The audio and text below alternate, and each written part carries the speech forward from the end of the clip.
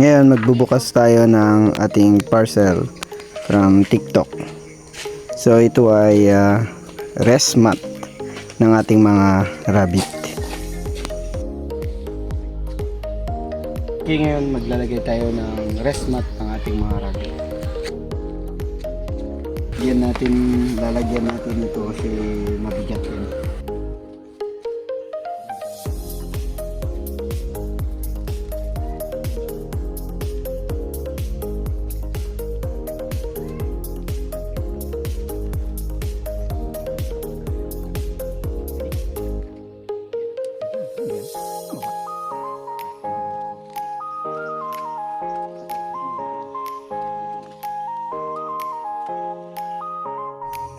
Ang rest matting ay nagbibigay ng maayos na pahingaan sa rabbits, nakakaiwas sa sore hocks at mas mapanatiling tuyo ang kanilang kulungan.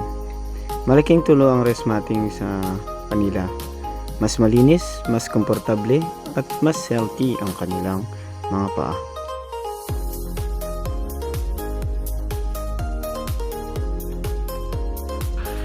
Yan ang ating nilagyan ng rest mat.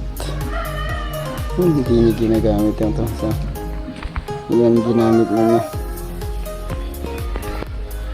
Yan doon sa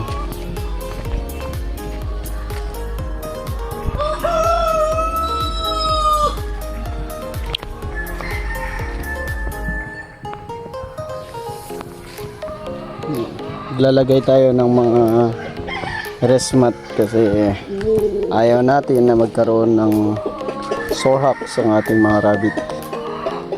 Yan. So magparami kayo.